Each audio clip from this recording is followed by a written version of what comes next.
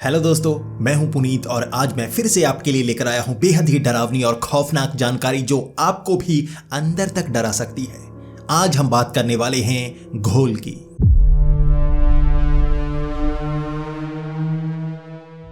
घोल, घुल या घूल, ऐसे कई नामों से जाना जाता है इसे। एक ऐसा प्रेत जिसके पास असीम शक्ति होती है, छलावे की शक्ति भी होती है, एक जिन की शक्ति भी होती है।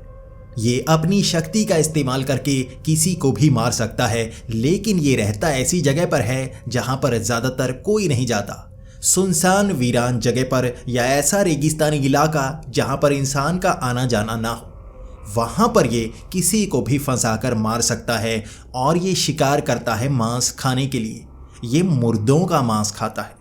कहा जाता है कि कब्रिस्तान के आसपास ऐसे घुल को देखा जाता है जो कब्रें खोदकर मांस को खा जाते हैं और कई बार कब्रें खोदते भी नहीं और अंदर से शरीर का सारा मांस खा चुके होते हैं। घुल के पास कई शक्तियां होती हैं, जैसे छलावे की तरह रंग रूप बदलने की शक्ति, जबकि वो एक जिन की तरह कई और चीज़ें भी कर सकता है। उड़कर कहीं जा सकता है, लंबा सफ़र तय कर सकता है और किसी के साथ चिपक सा सकता है और उसे बहुत ज़्यादा परेशान कर सकता है। इस्लामिक लिटरेचर्स में घुल की बहुत सारी कहानियाँ बताई गई हैं और एक घुल को जिन की ही प्रजाति कहा गया है। जिन एक ऐसी शैतानी शक्ति होती है जो हमारे आसपास ही रहती है। वो इंसानों के आसपास ही रहते हैं और अपनी शक्ति का इस्तेमाल करते हैं, लोगों को परेशान करते हैं और कभी कभी हमें एहसास तक नहीं होता कि हमारे पास कोई जिन भी मौजूद है। घोल भी उन्हीं की प्रजाति में आता है और उनके पास अलग अलग शक्तियां भी होती हैं और वो वीरान में रहता है। अब आपको घोल की ज़्यादातर जानकारी मिल गई होगी। इस्लामिक लिटरेचर्स में इनकी कई कहानियां भी बताई गई हैं कि कैसे इनके साथ लोगों का सामना हुआ, लेकिन आज मैं आपको एक ऐसी सच्ची खौफनाक कहानी सुनाने वाला हूं जो शदाब के साथ बीती थी। शदाब उत्तर प्रदेश के एक छोटे से गांव में रहने वाले हैं। जब उनकी उम्र 10 साल थी तो वो अपने गांव में खेला करते थे।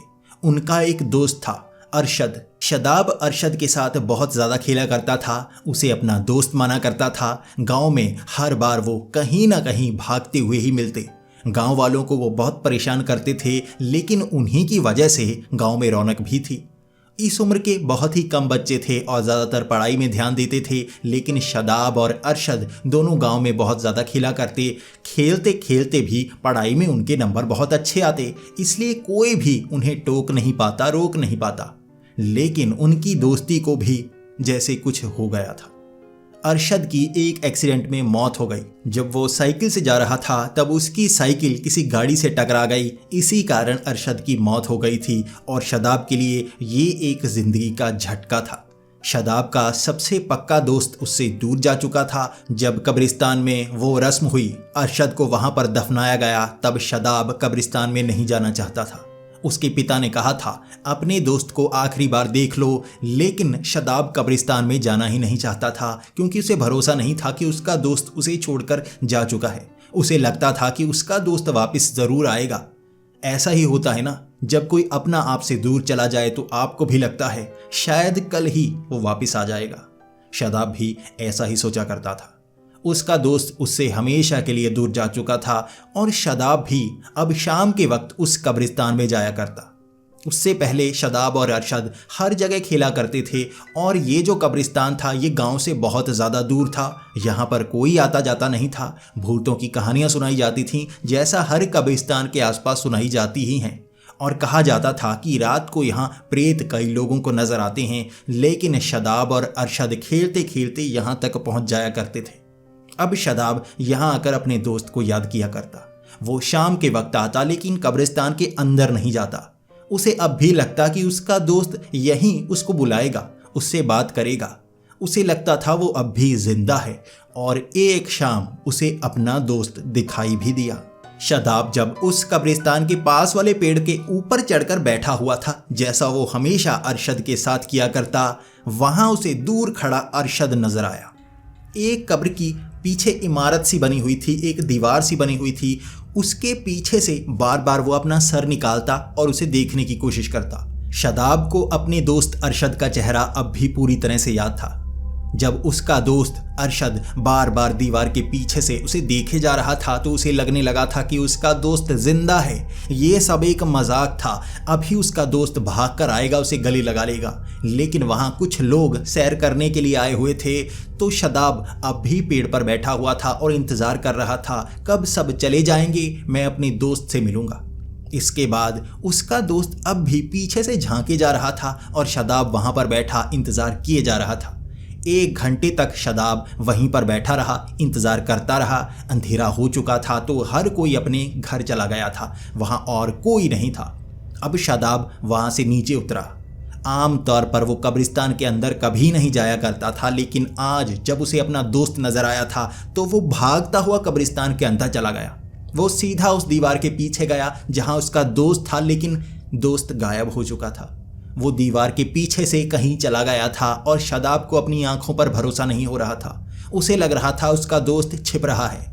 वो चेहरा उसे पूरी तरह से याद था। उसे लग रहा था कि उसका दोस्त अभी जिंदा है, उसे गले लगा लेगा। वो उसे ढूंढ रहा था। कब्रिस्तान काफी बड़ा था और आगे की तरफ तो 4 दीवारें की हुई थी, लेकिन पीछे नहीं थी। पीछे तालाब था, कुछ पेड़ लगे हुए थे और पूरा इलाका खाली था। इसके बाद शदाब वहां कब्रों के ऊपर से निकलता हुआ अपने अंदर की जो एक्साइटमेंट है उसे संभालता हुआ आगे ढूंढता जा रहा था कि कहाँ उसका दोस्त अरशद मिलेगा। वो ढूंढता रहा। लगभग आधे घंटे तक उसका दोस्त उसे दिखा ही नहीं। उसके बाद एक पेड़ के पीछे उसे अरशद नजर आया। अब शदाब ने अपने दोस्त को देख लिया था। वो भागकर उसे मिलना चाहता था, लेकिन उस पेड़ के पीछे वो फिर से छिपा और जैसे ही शदाब उस पेड़ के पास पहुंचा, उसका दोस्त वहां से गायब। अब शदाब को लगने लगा था या तो उसे भ्रम हो रहा है या यहाँ पर कुछ गड़बड़ है। उस पेड़ के पीछे उसका दोस्त छिपा था तो गायब कहाँ हो गया? वहां वो काफी आगे तक निकल गया था। तालाब को पार करके, उन पेड़ों को पार करके वो वीरान इलाके में पहुंच गया था जहां कोई नहीं रहता था। अब शदाब इतनी आगे कभी नहीं आता था। उसके पिता ने उसे कहा हुआ था कि वीरान जगहों पर अकेले कभी नहीं जाते। कम उम्र के बच्चों को भूत प्रेत बहुत आसानी से शिकार बना लेते हैं, इसलिए ज्यादा आगे कभी मत जाना। वो हमेशा खेलता भी गांव के आसपास ही रहता था। कब्रिस्तान के पास से वो वापस चले जाया करते थे, लेकिन आज अपने दोस्त को ढूंढता हुआ वो बहुत आगे निकल गया था। वो इतना आगे चला गया था और वहां जाकर उसे अपनी आंखों पर भरोसा नहीं हो रहा था। और जब वो वापस आने लगा तो उसके दोस्त ने आवाज भी लगाई। ये आवाज अरशद की थी, शदाब को सुनी थी। अरशद कह रहा था, वापस क्यों जा रहे हो, आ जाओ। अब शदाब को ये आवाज तो सुनी थी, लेकिन अरशद कहां पर है ये पता नहीं चल रहा था। अब शदाब आवाज का पीछा करता हुआ आगे बढ़ने लगा। उसे लगा कि उसका दोस्त अभी उससे बात करेगा। उसे थोड़ा थोड़ा शक होने लगा था कि क्या ये कोई भूत ही तो नहीं, क्या ये आत्मा तो नहीं उसके दोस्त की जो अभी उससे बात करना चाहती है। लेकिन उस आवाज को सुनकर उसे खुशी इतनी हो रही थी कि उसके पीछे पीछे वो जाता रहा। बहुत आगे निकलने के बाद वो आवाज का पीछा करते करते घने जंगल तक में पहुंच गया था और वहां वो आवाज आना बंद हो गई, बिल्कुल शांत आवाज। और वहां उसे महसूस हुआ जैसे कोई भागता हुआ उसके करीब आने की कोशिश कर रहा है। शदाब बार बार इधर उधर मुड़कर देखता, लेकिन कोई उसके पास से गुजर जाता, जैसे उसके कपड़ों को छू कर गुजर जाता। और शदाब अब घबराने लगा था। वो अपने दोस्त को आवाजें लगाए जा रहा था कि अरशद, कहां पर हो अरशद, अभी वापस आ जाओ, मेरे सामने आ जाओ। लेकिन उसका दोस्त आगे नहीं आया। कोई और चीज थी जो उसके आसपास भाग रही थी। कुछ समय बाद उसके कपड़े फटने लगे थे। ऐसा महसूस होने लगा था किसी के हाथ में तेज धार हथियार हो, वो बस पास से गुजर रहा हो, उसके कपड़ों पर कट के निशान लगा रहा हो। इसके बाद तो शरीर पर कट के निशान पड़ने लगे थे। जैसे ही शदाब की बाजू पर एक कट का निशान पड़ा, ऐसा लगा तेजधार हथियार से किसी ने काट डाला हो। वहां खून बहने लगा था। शदाब को पता चल गया था वो भारी परेशानी में फंस चुका है। वहां से शदाब वापस भागने लगा और जितनी तेजी से वो भाग रहा था, कोई उसके पीछे था जो उसे बार बार मारने की कोशिश कर रहा था। उसकी पीठ पर कई निशान पड़ चुके थे। ये नाखून के कारण निशान थे। कोई जानवर काट रहा था, कोई तेज धार हथियार उसे मार रहा था। उसे दिखाई नहीं दे रहा था, लेकिन कोई उसे नुकसान पहुंचा रहा था। वहां से शदाब भागता भागता कब्रिस्तान पहुंचा था, लेकिन खून से लथपथ हो गया था। उसके शरीर पर हर जगह कट के निशान थे, कंधों पर कट के निशान, पीठ पर कट के निशान। वो बस बहुत बुरी हालत में कब्रिस्तान तक पहुंचा था और कब्रिस्तान की वो दीवार फांद कर उसे उस सड़क तक आना था, और ये सबसे मुश्किल भरा काम था। वो इतनी देर से रुका नहीं था, फिर भी उसके शरीर पर इतने निशान पड़ चुके थे। अब उसे लगा था कि मेरा जो दोस्त है वो भूत बन गया है। मरने के बाद हर कोई भूत बन जाता है और उसका दोस्त भूत बन के उसी को परेशान कर रहा है, उससे बदले ले रहा है। उसका कभी कभी अपने दोस्त से झगड़ा हो जाया करता था और उसे लग रहा था वो उसी का बदला लेने आया है। उसने ये भी सुना था कि मरने के बाद कोई भी दोस्त रिश्तेदार नहीं रहता, वो भूत या प्रेत बन जाता है और इसीलिए वो भूत प्रेत हमें नुकसान पहुंचाते हैं। अब शदाब उस कब्रिस्तान से तो बाहर आने की कोशिश करता रहा, लेकिन वो ऊंची दीवार फांद नहीं पा रहा था।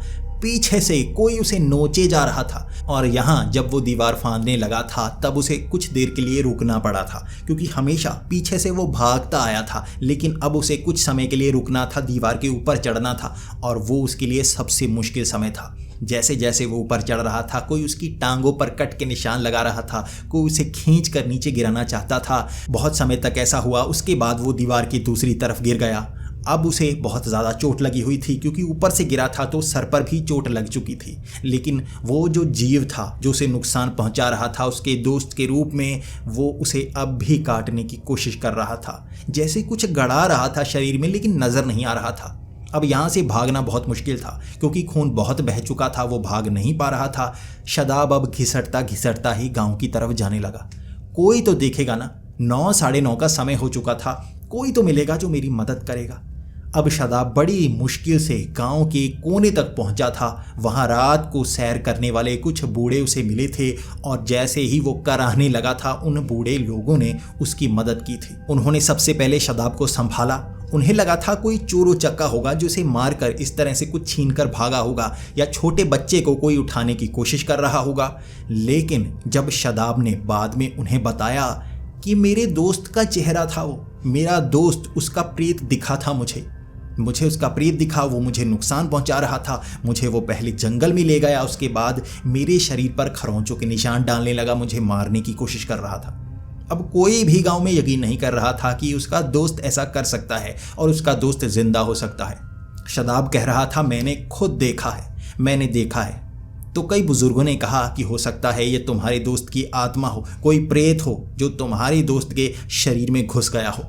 इसके बाद अगले दिन गांव वालों ने इकट्ठा होकर उसकी कब्र खोदने का निर्णय ले लिया।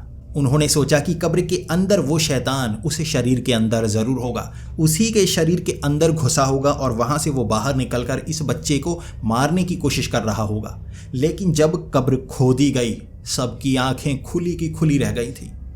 वो लाश जो 1-2 दिन पुरानी ही थी, उसके शरीर पर जैसे बड़े बड़े कट के निशान थे, मांस को उधेड़ा गया था, उसके मांस को काट काट कर निकाला गया था। हड्डियां तो निकली हुई थी, वो शरीर सड़ा नहीं था।